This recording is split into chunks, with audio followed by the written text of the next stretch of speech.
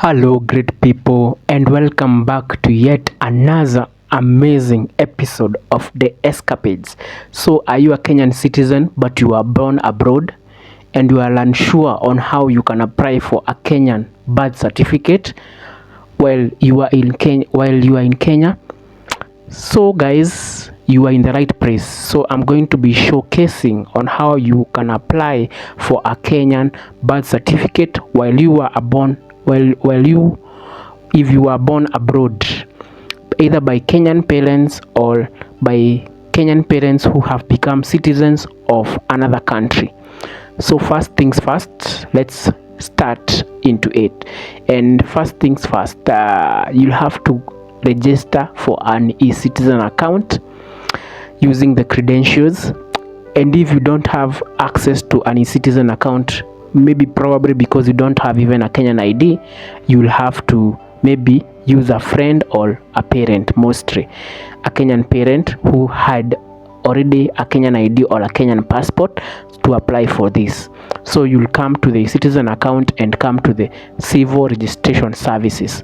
This particular service tab right here, you'll click on it once you log in, and it will take you to this particular section whereby you're going to take this particular section over here, registration of birth of a Kenyan occurring abroad. Click on that particular section, which is going to bring you to this particular landing page. In this particular landing page, there is quite a number of information that you're supposed to have at hand before even you start your application.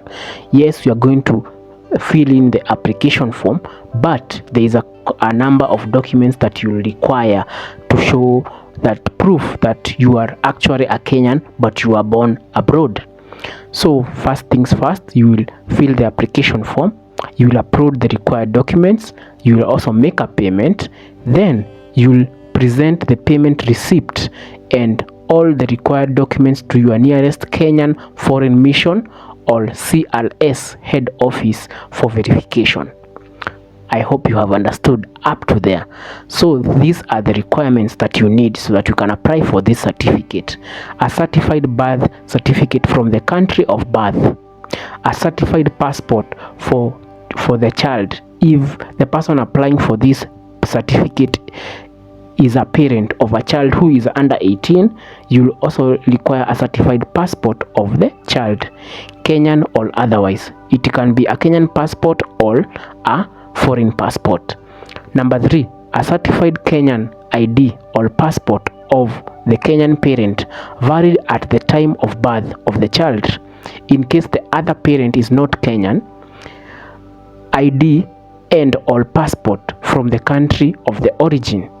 You understand?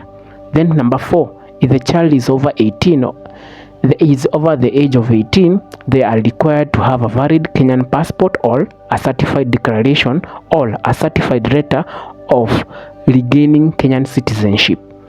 I hope you understand up to there. Number 5, in case the birth certificate of the child is not in English, it should be translated and certified by the embassy or a governmental organized institution. Both the English translation and the one if foreign language must be presented. Okay. Number 6, in case one parent does not have an identification documents, they should swear an affidavit or present divorce decree. Number 7, all documents must be original and copies or have the copies certified by the embassy. Then the last one but not least, it's a duly filled BDA1 application for registration of birth of a citizen of Kenya occurring abroad. So those are the 8 requirements that you'll need, and it differs from one person to the next depending on your circumstances. So from there, the service fee for this particular service, it's going to cost you 150 USD and a service charge of 1 USD, not 1 shilling but 1 USD, so coming to 151 USD. So from here you just proceed to the next part. in this particular part, the general information showcases the person who is applying this service or this birth certificate on your behalf. If you are under 18, this probably will be your parent. So it's showcasing their full name, the ID, the phone number, and the email. So in this particular section, the relationship with your child. So for me, I had written the relationship with my child. The child I'm applying for is I'm the father. So the pickup location for this particular application is the Nairobi headquarters. So from here, I'll just press next. Then in this particular section, it asks you the parent information. Is the mother information available? So for me, I have just selected no. It's not available, but if the information is available, you just select yes. Then it's going to prompt you to come down here and indicate either you are going to use the mother's national ID, the alien ID, the passport number, refugee ID, or unable to validate. Whichever that applies to you, that's what you're supposed to choose. So for my case, I'm just going to say the mother's details are unavailable and press no. Then from there, I'm going to just go next. So in this particular section, this is where we're going to add the child's details: the first name, the middle name, the surname, and the date of birth. So all these are very crucial. Make sure they are correct in every section of the word. From there, you're going to also indicate the sex of the child and the country of birth where the child was born, because the child was born away from Kenya. So in this particular section, we are going to just indicate the country of birth where the child was born, and it's also going to ask you the number of certificate that you would need. The more certificates you need, the more you'll pay. Remember, from the initial from the initial start of this video, for each certificate it cost 150 USD.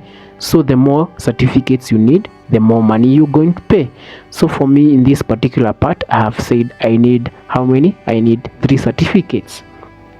So from here, you just proceed to the next part, which is here, whereby we will be able to upload all the required documents depending on your case. So the major documents that are required to be uploaded will become: upload a scanned copy also of certificate obtained from the country of birth. So if you are born in Algeria, the US, you're going to upload the certificate that you got from the country of birth. Upload a scanned copy of your parents' marriage certificate. If your parents are married, you'll upload that marriage certificate over there. Duly filled DBA 1 form, you're going to also upload it there. Then upload a certified Kenyan passport. This one is for if you are applying for this particular certificate and you are over 18, you are going to upload your Kenyan passport, or the Kenyan passport, or a certified declaration or a certified letter of regaining Kenyan citizenship if you are above 18 years. Then from here, you are also going to scan and upload the passport of your parents right there. Please make sure all the documents that you upload here are in PDF and they are not more than 2 Mbps. From here, you'll just proceed to next once you upload everything. So I have not yet uploaded. Let me just do that in a very few minutes.